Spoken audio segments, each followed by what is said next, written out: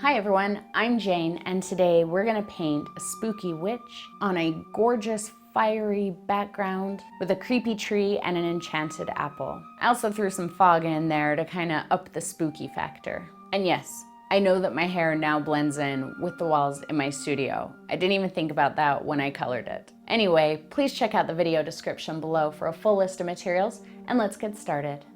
To start off, I'm going to cover this background with a very dark version of the Phthalo Green. And I'm going to use 1-inch flat brush, and this is a different 1-inch flat brush than you've seen me use before, and I really, really like it. Can't tell you what brand it is because it doesn't say anything on it. But this is my new favorite flat brush. So I'm going to wet it in my jar and just wipe a bit off on the edge. And I have some Phthalo Green and some black, and again, I'm using an 8x10 canvas as a palette. So I'm going to load up with some phthalo, quite a bit, and then I'm just going to grab a bit of black because I want it to be darker than the phthalo, but I don't want it to be too terribly black. And it doesn't matter how you get this on there, it doesn't matter if there's streaks or not, just cover the canvas. Now the reason I'm doing this is because when I start on the next part, I don't want to have to focus on covering the canvas because then I'll overblend my colors. And on the next part, I want to get a really streaky, almost looking like green fire. So if I cover it in a color that I don't mind showing through, then I don't have to worry about covering all of the canvas and I can get that look that I'm going for.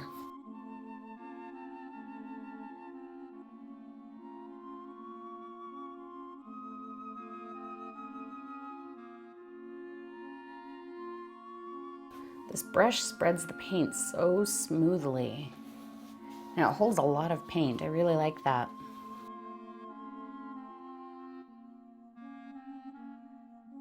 Okay, there's our underpainting. Now I'm gonna let this dry completely.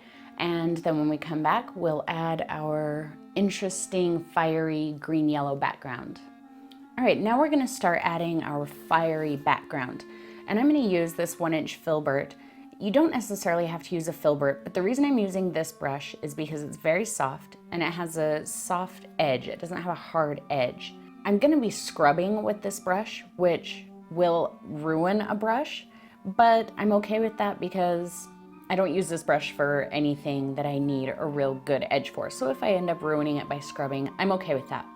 So just pick a very soft brush with a nice soft edge and one that you're not really worried about ruining by scrubbing. So I'm going to wet it in my jar, wipe it off on the edge, and then I'm going to dab it off on a paper towel because I don't want it terribly wet. Now I'm going to start with my yellow white here in the corner, and we're going to slowly move up into the green up through here. But then I am going to come back and add a little bit more yellow white just to make sure I have an interesting transition here. So I'm going to pick up some titanium white. Not a whole lot, just a bit, just enough so that it helps my yellow not be quite so transparent. And then I'm going to grab some yellow. Now to use this brush, I'm going to lay it flat on my canvas. The whole length of the bristles from the ferrule up is touching. And notice I've got it kind of bent. I'm going to kind of start scrubbing up and just let my pressure and the way the bristles fray out make interesting shapes. You can use both sides.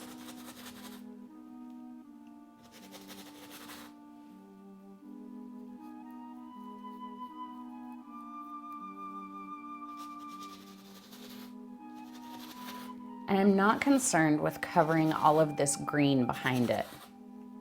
You can let some of it show.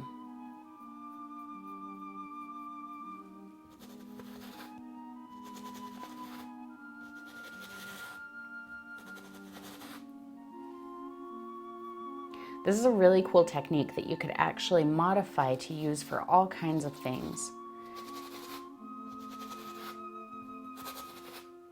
In fact, right after I did this background, somebody posted a picture of, it was a nebula or the aurora or something in the Art Monster Squad Facebook group. And I looked at it and I thought, wow, I could use that exact technique I just did for that painting. Right in here, I think I'm gonna grab just white and get some interesting little bursts of a brighter color in there.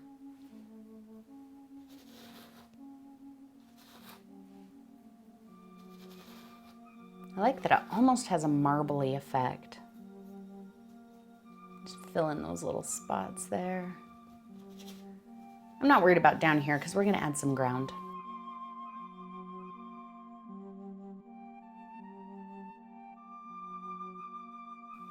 But see how I said it's gonna ruin your brush if you do this? Notice my brush is getting very puffy. So once I'm done with this, if I don't want the brush to be completely destroyed for the next time I paint, I have to do some serious kind of combing and reshaping before I let it dry. And I'll show you how to do that.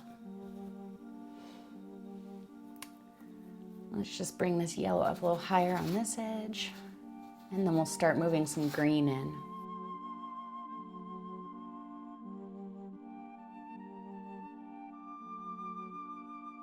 Now I still have all the yellow and white on my brush. I'm just gonna grab the tiniest hint of green. Can you see how much green I got on there? And it's only on one side of the brush. And what I'm gonna do is I'm still gonna lay the full length of the brush down, and I'm gonna start down here in my yellow and do the exact same thing and see how it just kind of ghosts that green in a bit. That's exactly how I'm gonna start with the green. And then as I start working my way up higher, I can add more. I'm only using one side of my brush, and the reason for that is so I still have the yellow on the other side, so if I get too much green, I can just flip it over and go over it again to help kick some of that back a bit.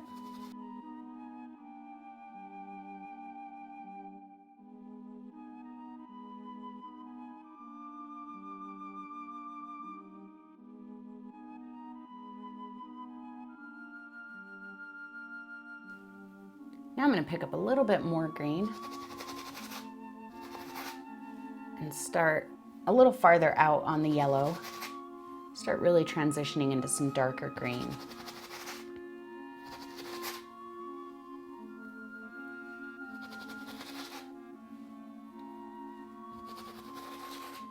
If you get too heavy, like I feel like it's too heavy right there, I'm just going to flip my brush over, put it right on top of it, and then scrub it. And notice it softened that very easily. That way I don't spend too much time in one area and end up blending it out into oblivion. Notice I'm picking up a lot of green now, but notice I'm just kind of putting it on in one spot and leaving it alone. I'm not trying to micromanage what it's doing.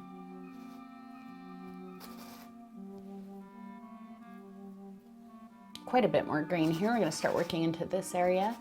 Now up here where it's very dark, I am not concerned at all about covering all of it. I'm okay if there's spots that don't get any of this green at all because it's going to help add to the transition. It's going to look like it's transitioning off into a much darker green.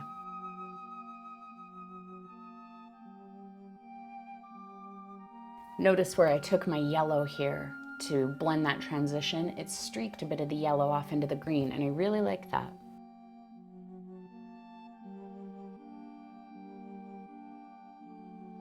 Just get really free with this. Your little scrubby streaks might end up looking completely different from mine, and that's not a bad thing.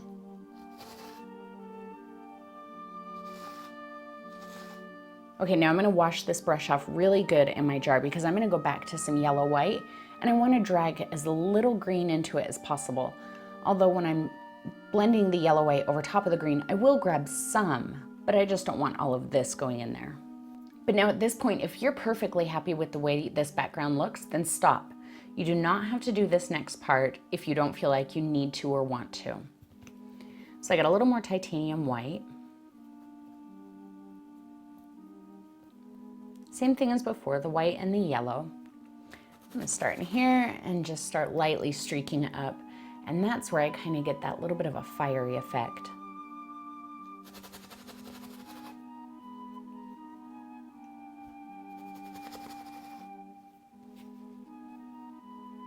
See, I'm starting to get a little green on my brush here, but that's okay.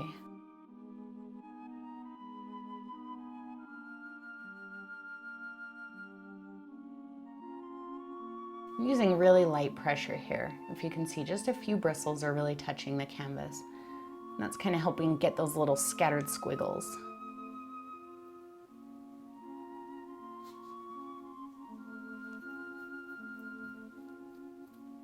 I'm not mixing these colors, can you see that? It's really marbly on here. And that way when I come into here, I can get some little streaks of yellow and white and whatever. The trick here is not to overwork it. Know when to stop. So I'm just gonna add a little more down in this corner, and then I'm gonna be done.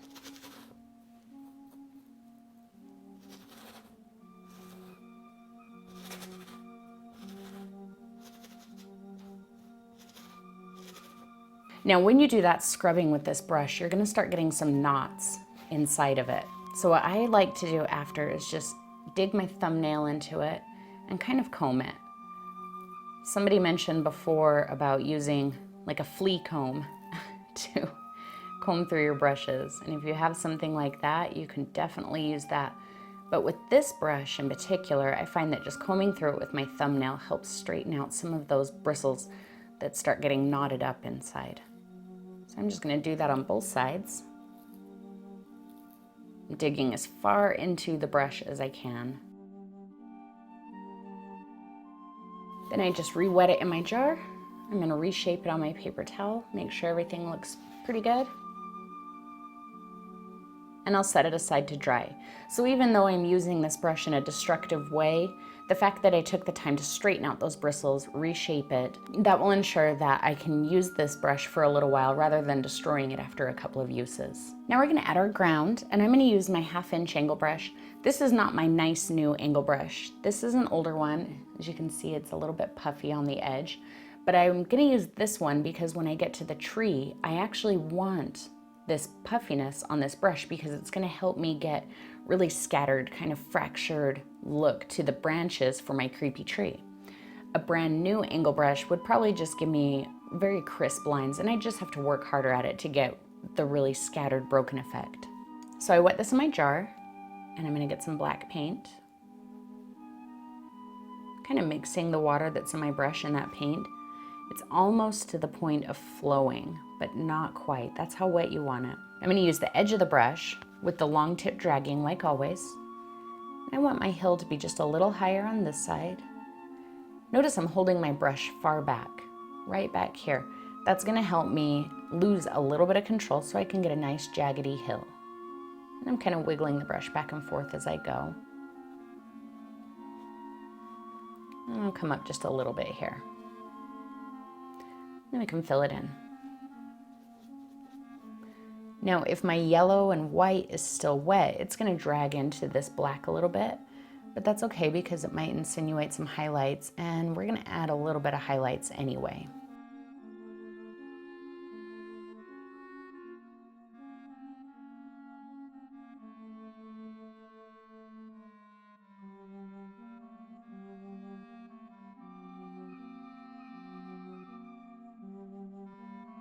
Now we're gonna start adding our tree trunk. I'm still using the angle brush. And the tip of the brush always drags. I'm gonna start down here. I want my tree to be rather wide and really twisty looking. So I'm actually gonna sketch out both sides of the tree trunk first. I'm gonna come up here and kind of twist my brush as I go. About like that. And then I'm gonna do the same thing on the other side.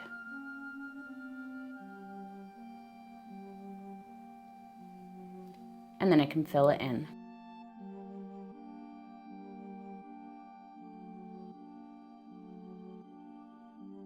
Now for the branches, again, I got a little extra water and I'm gonna mix that in with the paint right here. So I get a nice smooth paint. And I'm gonna keep holding my brush back here, right toward the middle. That way I can relinquish a little bit of control. And when I make my branches, again, I'm gonna kind of twist it as I go. See how I'm rolling it back and forth in my hand? And that's gonna help me get some nice, kind of twisty, creepy looking branches. I can widen this one out a bit. I'm not micromanaging these branches. I'm kind of letting them do what they want. The only thing I'm focusing on is making sure that I like hard angles where the branches bend. So that's why I'm putting those little elbows in there. And take a little one off of there. Notice how thin that was. I'm only using just the very tip of the brush. Just the very, very tip of it. Bring another branch off of here.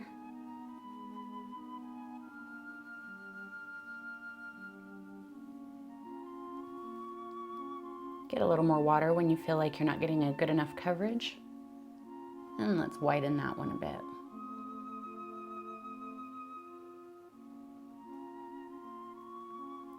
Now when I start doing the small branches, you'll be able to see why I chose this brush. In fact, let me show you a couple.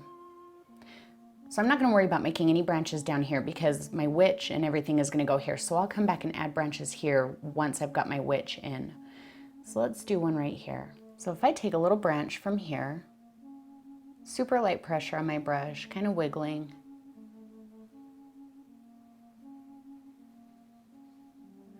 See how I've got some places where the brush kind of got away from me, and there's even little bits like this right here where it almost insinuates a little piece of branch poking off of it.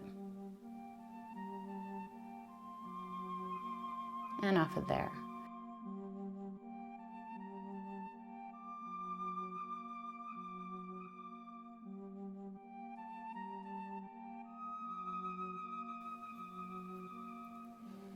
Let's bring one from here maybe. Heavier pressure on your brush to get a fatter line. Super light pressure to get a thin line. Heavy pressure there, and lighter as I go.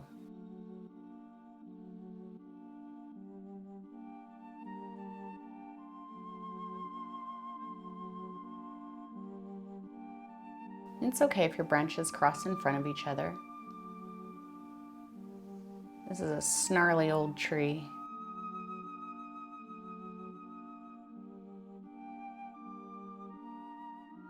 Sometimes I hear you guys say that you have a hard time making lines because you shake, but I shake a little too, so I don't know if you saw that. That was not me intentionally shaking. That was my several cups of coffee this morning shaking. But use that to your advantage. You know, if you like to paint creepy trees, then who cares if you shake? That's going to help you get the trees that you want without having to put so much work into it.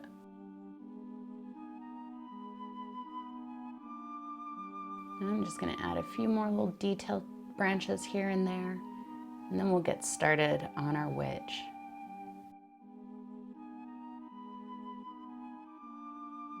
So decide where you want your witch. I want mine to be right about at the 1/3 mark here. And the first thing I like to do, and everybody does things like this differently, so if this doesn't make sense to you, do it however makes sense to you. I'm going to decide how tall I want her shoulders to be. So I need to make sure that I leave room for her head and her hat. So I'm going to take my angle brush with the tip pointing up, and I'm just going to draw a line from here straight down. If it's not perfectly straight, it's okay because we're going to draw her around that. So that's about how tall I want her at the shoulders. Now I'm going to come from that tip and draw a little bit of an arc. Wiggle it kind of like I did with the branches as I go. Give her some folds in her robes. And the same thing on this side.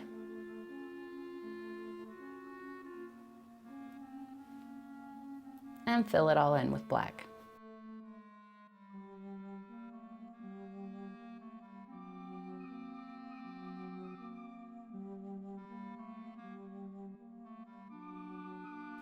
Now before we do her head, I'm going to do her arms. So I've got this little round brush. It's just a little detail brush. It's very, very small. I can tell you it's a number 2, but like I've said before, all brands number their brushes differently. So a number 2 in one size may not be a number 2 in another size. So I'm going to load up with some black paint. I'm going to do this arm first. I'm going to come right off at the top of her shoulders and bring it down and up.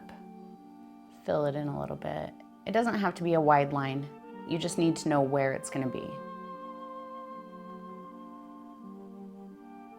We'll give her some raggy looking clothes on her arm here. What I'm gonna do is take my brush, put the tip of it right on her arm, press it kind of flat. You see how I just kind of pressed it, and then flick it down. So my hand is planted on my canvas, see that? My hand isn't moving down like that. It's my fingertips that are flicking down. So again, we'll do it here, press a little flat and flick it down.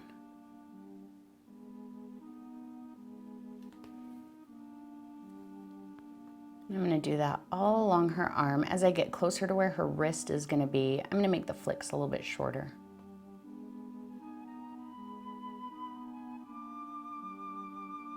If you're seeing too much of the texture of the canvas here, just get a little extra water on your brush, and then when you go back over it, it will fill it in more. And you can go over this as many times as you want to get the length and shape that you want.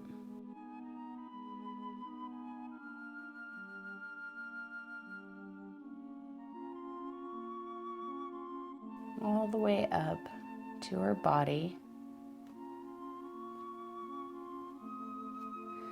But I like to keep it a little bit longer right here where her elbow is. That's just what I like. And this doesn't have to be even. It can be really raggy looking. You know, maybe it's longer in some spots and it's shorter in others.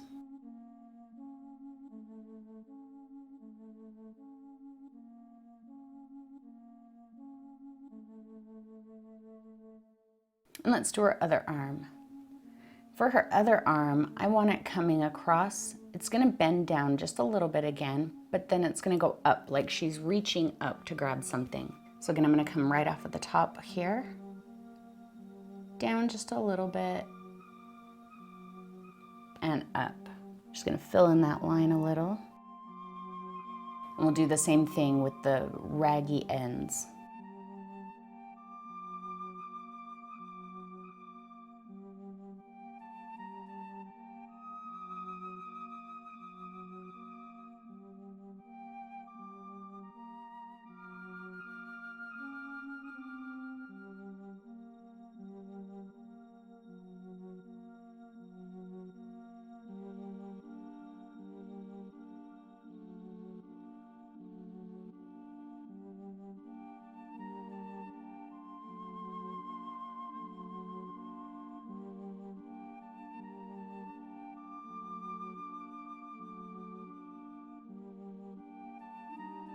Let's go ahead and do her staff. Now I decided to do a staff that kind of looked like a branch from the tree, but if you wanted to do a broom, you could absolutely do a broom. I'm using the same brush, but I'm gonna kind of focus on making this look sort of like the tree.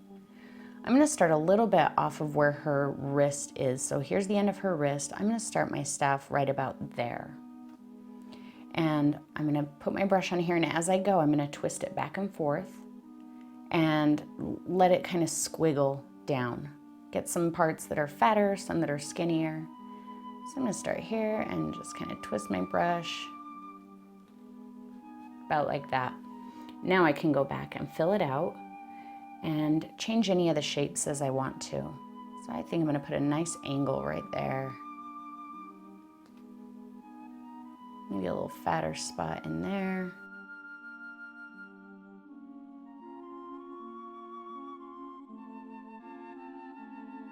For the top of her staff, I'm gonna come off of here and same type of thing. I'm gonna bring it around in kind of a weird curl and then shape it as I need to.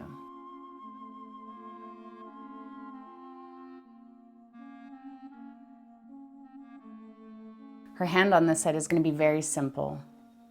I'm gonna come right off of her wrist area up toward the staff, and then I'm gonna press my brush. I'm gonna put it right where her hand is gonna go, and I'm gonna press the tip of my brush flat.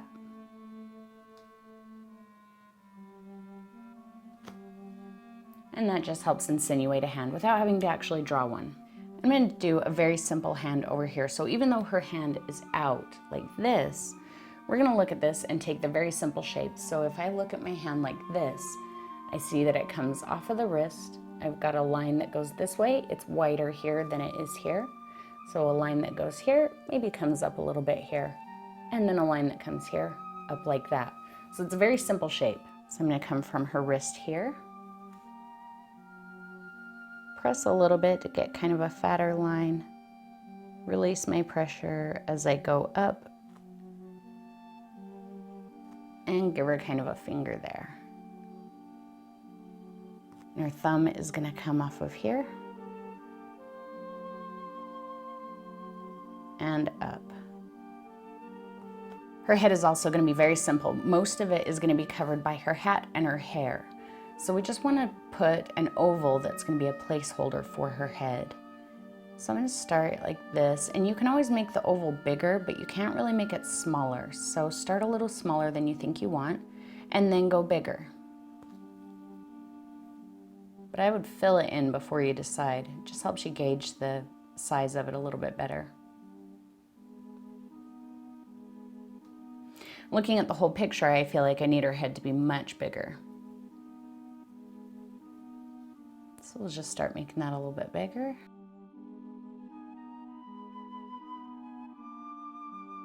And I think that's probably good. So let's give her her witch nose. Now her nose is going to be right about in the center of her head. So if I put my brush here so that I have just as much of the oval above it as below it, then that means her nose is going to be right about there. And I want her to have a little pointy nose, of course.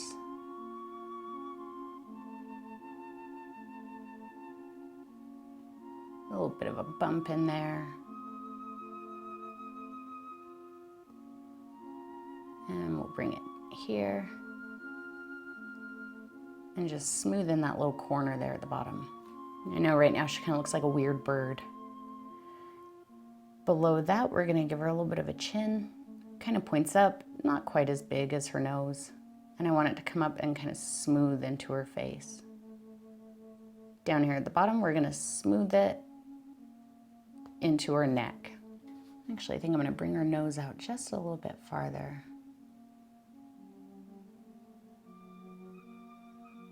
Increase that bump. Now let's smooth this part in. Okay, now we're going to decide where her hat goes. Now to paint her hat, we want to make sure that the hat is the right size so it doesn't look like it's perched on top of her head, but we also don't want to make it so big that it looks like her head is kind of floating inside of it and that it's just magically hovering on there. So to do that, I'm going to come from right about where her eyes would be and draw a line up. And one from the back of her head and kind of up. So that will give me the right size of hat. Now I can take this line and extend it, and I'm going to kind of wiggle my brush as I go a little bit so her hat's kind of got some little personality to it, and let it droop down the back. From the other side we can do the same thing. And then fill it all in with black. And I know right now it just kind of looks like a dunce cap.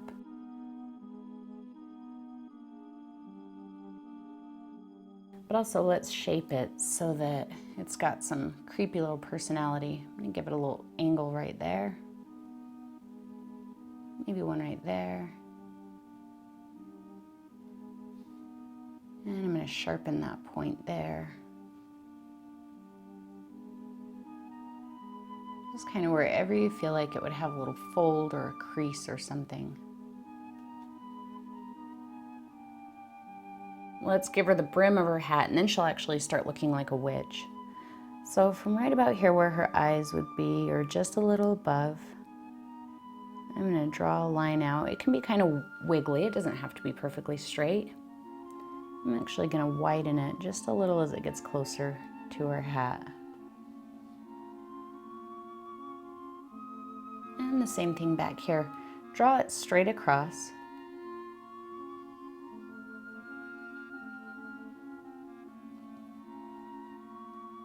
Now she's starting to look more like a witch.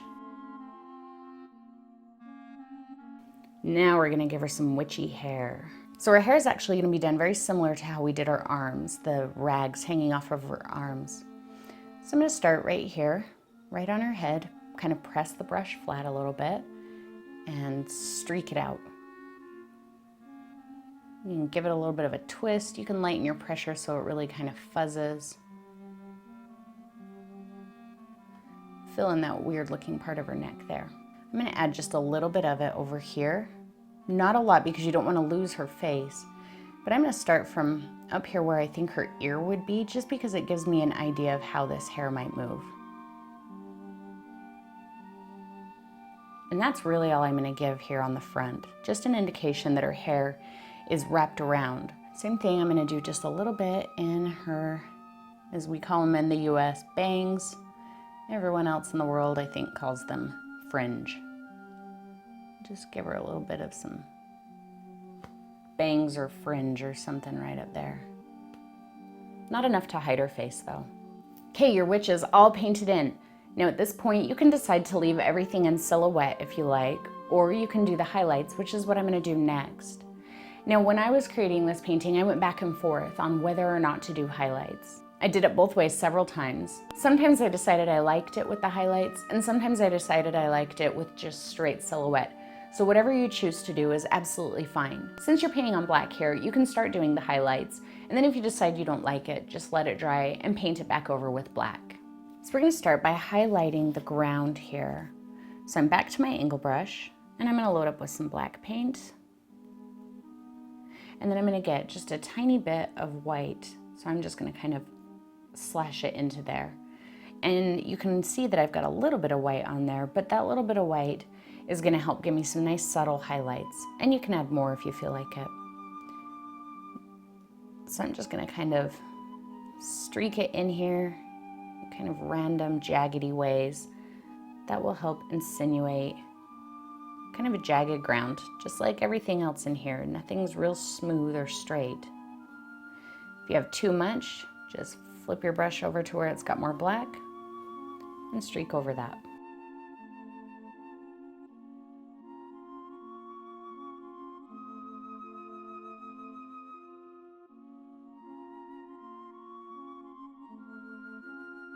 The reason I'm starting with my ground first is so that this is all dry when we come back to put our fog in.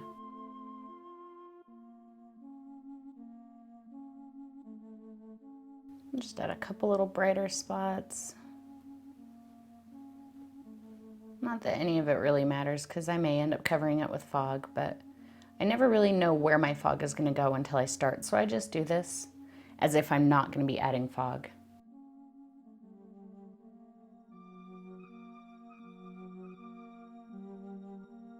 So those of you who had a hard time with the rocks in Moon River, what I'm doing here is very similar to that. Maybe just a little bit more simplified. So let me show you. Pick up a tiny bit of white. I'm gonna streak it down over the edge of this rock, and notice the bend insinuates different planes of the rock. Now I can pick up a little bit of black and kind of streak over that same line and just let them blend in however they want. Take another one there. It's just about adding an angle and then how you fuzz that angle out. So see, now it looks like there's two rocks, one in front of this one. That's really all that was, but we will go over more rocks later on.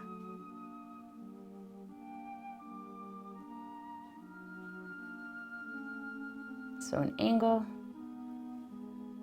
and then blur it out.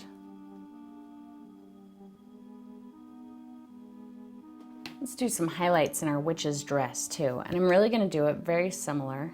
So black, and a little tiny snap of white. And the folds in her dress, I don't want them to be really flowing and graceful because nothing else about her is flowing and graceful. So I'm just gonna kind of slash them using the edge of the brush.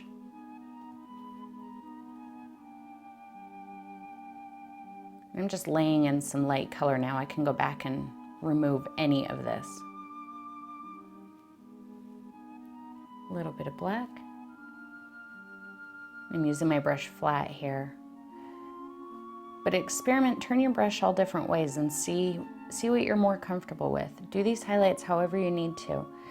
Ultimately, all of these highlights that I show you when we're doing the rocks in Moon River or this on the witch's dress, all of this is very similar to the highlights from the Zen Pond painting. You're just using them in different directions. You're just using your brush stroke a little bit differently. But the concept of the way that you blend the colors together is the same.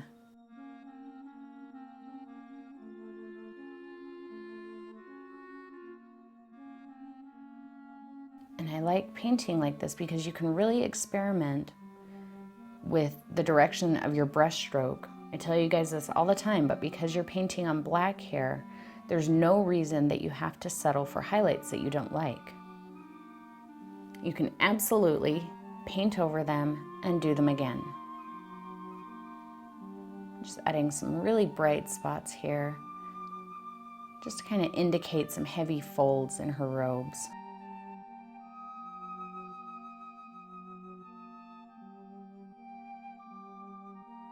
And I didn't really highlight over here because I feel like the light source is coming from over here, shining that way.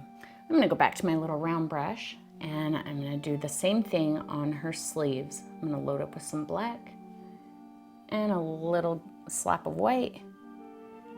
And I'm not gonna outline her arm all over again. I'm just gonna kind of take and give some little highlight. Now, do you remember in Moon River when we were doing the waterfall? When we did the waterfall, we didn't just go straight down like that. When we did the waterfall, we kind of came over and down.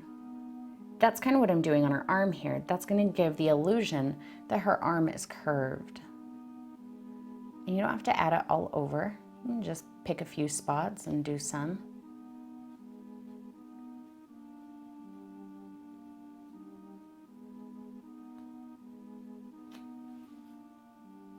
I'm actually going to make it kind of bright right here where her arm is closest to the light source. Get a bit of white and just kind of draw a little outline there.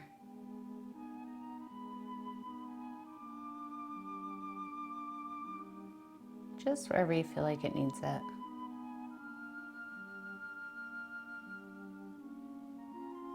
You can highlight her hand or not. I'm not going to. I'm just going to add a few on her staff here.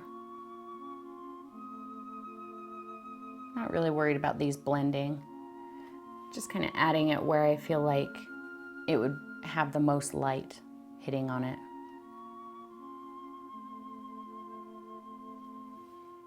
But if you get too much, get a little black and just smooth it out.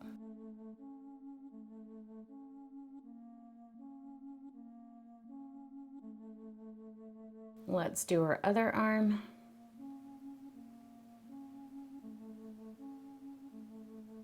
Again, kind of over and down, not straight down with these highlights. If you're coming from the absolute top, that is. If you're starting down here in the middle, that's fine to go straight up and down.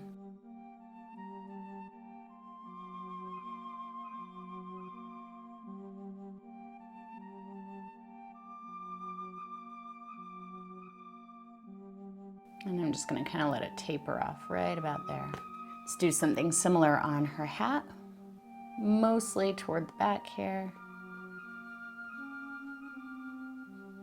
Just kind of a crinkly little randomish highlight.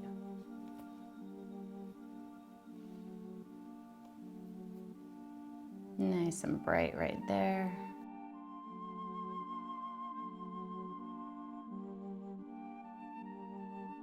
A little on the brim. Kick it back with a little bit of black if it's too much.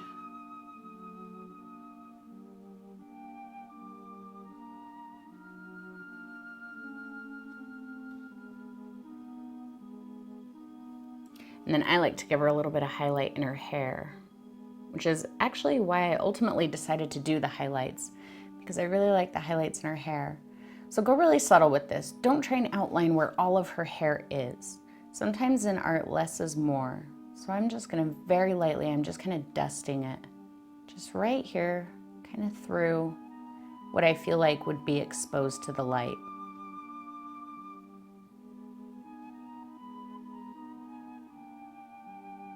A little down here, and maybe just a bit here to show that her hair is moving that way too.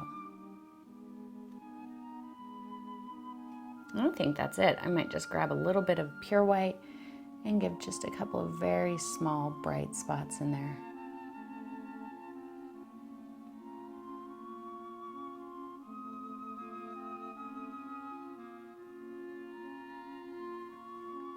Highlighting the tree, very, very similar. So black, a little bit of white, just a bit, and I'm just gonna kind of streak through it.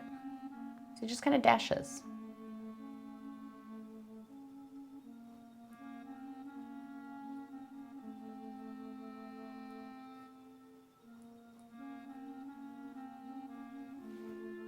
Wherever they're too much, just some black, and streak over them to get rid of them or smooth them out. If you can do this quick enough so that your paint isn't dry, then you get a nice smooth in those colors rather than just painting over it. And you can go back and get a good amount of white and give it some bright spots in there.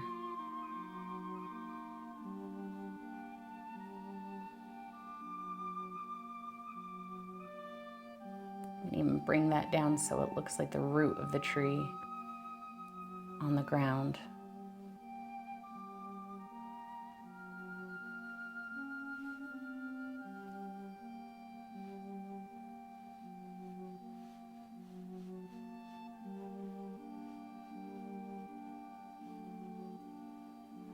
I'm going to do some highlighting in the branches, not a ton, mostly just on the larger branches, but I'm going to do it the exact same way. And just kind of wherever I feel like the light would be hitting it the most.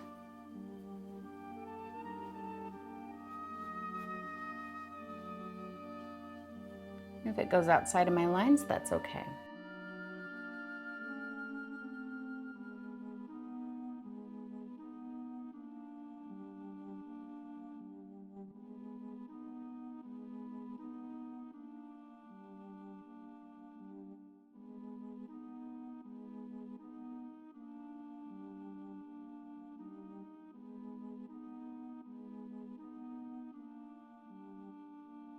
Especially as I work up into the area that's got more of the green on the background, I'm going to focus putting less highlights on the branches. I have just a little bit on these ones here, but really I think that's about all the highlights I'm going to add.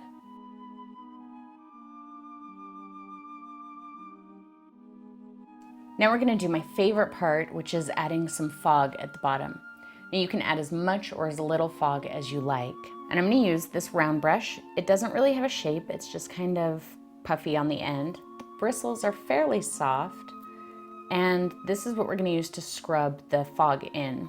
Now this brush probably looks new to a lot of you guys who have painted with me for a while, and I've used this one a couple of times while doing this painting, and so far I really, really like it.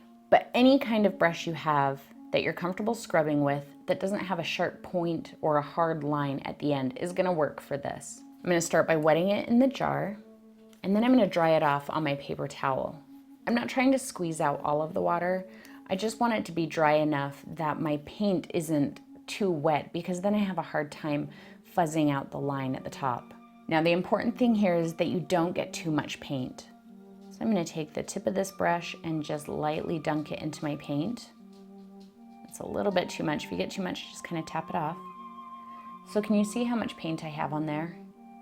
It's just a little bit. There's no blobs of paint here. I'm going to do this very similar to how I did the background, where I laid the filbert flat on the canvas. So I'm going to lay this brush flat on the canvas like that. See how it's bent? And then I'm just going to kind of start scrubbing. Take it up. My brush is just a little bit damp. That's why I'm getting those zigzaggy lines. That's what happens if your brush is too wet. But notice I'm not just scrubbing this all in one little blob or a definite shape. I'm kind of getting it out there everywhere and really scattering the shape. Pay special attention at the bottom here that you don't have a hard line.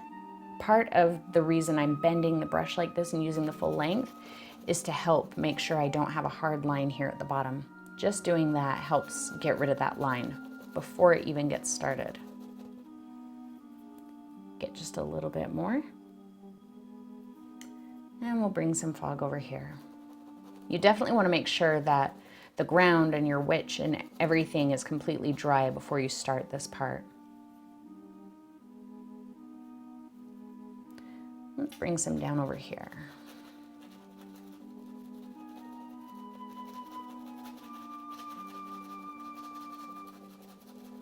You can come up and overlap that first fog.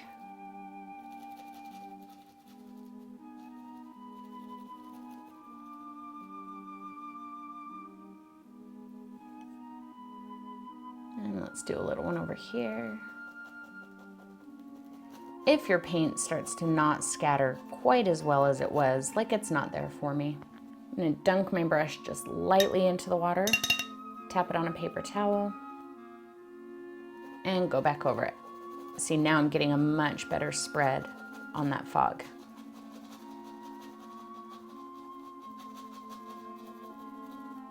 Too much spread, your brush is just a little wet, tap it off again, and keep going. There we go.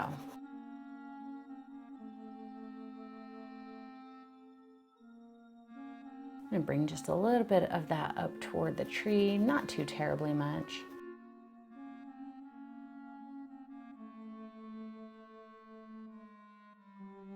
To really get that line broken up, I don't want a hard line there.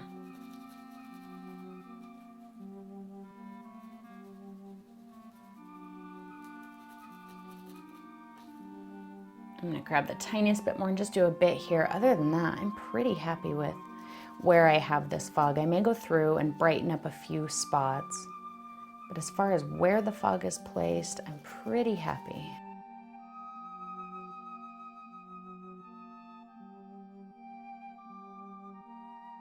This is a very similar technique to the white part of the nebula painting that we did. Okay, I'm gonna get the tiniest speck of white. I don't know if you can tell how much I just picked up there. Barely any. But see how much it adds? I'm just gonna brighten up a few spots in here.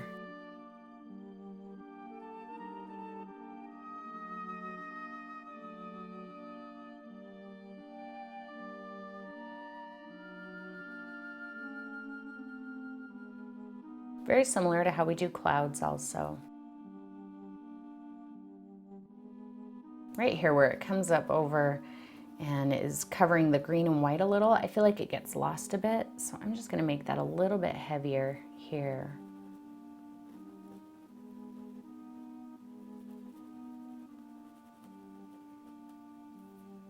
And same with over here by our staff.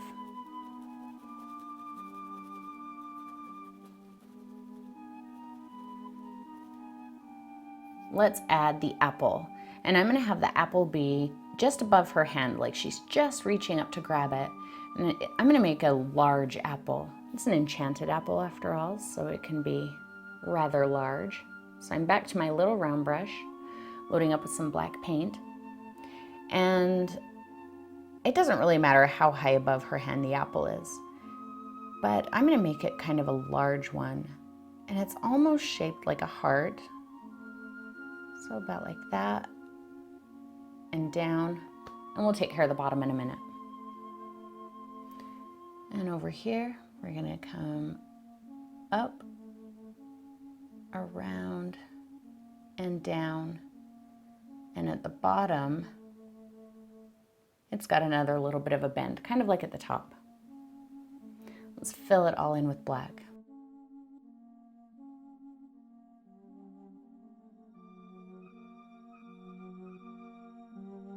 I'm gonna go back to my angle brush, a little bit of black paint, and we'll make the branch that's coming off to hold the apple. So I'm gonna come from here and just kind of something like that. You can give it a little highlight if you want to. The little round brush, and let's draw a stem that's holding the apple. Just kind of a wiggly stem, just like before, with everything else. Nothing on here is real straight, or graceful, or curvy. Everything's kind of crooked and hard.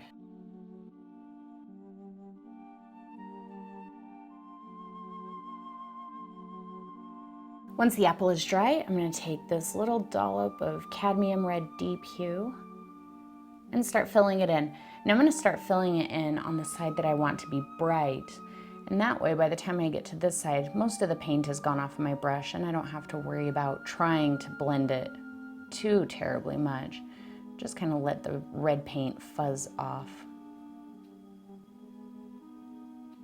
And that helps insinuate a shadow over there.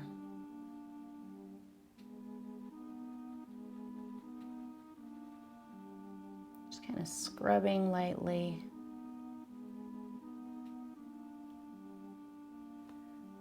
But on this side, I'm going to make the red very bright.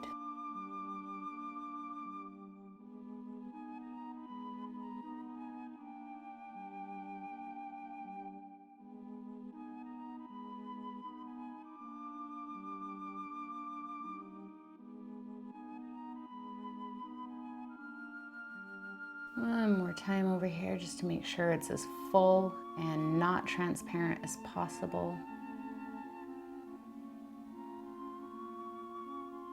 If you're doing this and you're scraping away red paint rather than laying it down, just let it dry and come back to it. Cleaned off my little round brush.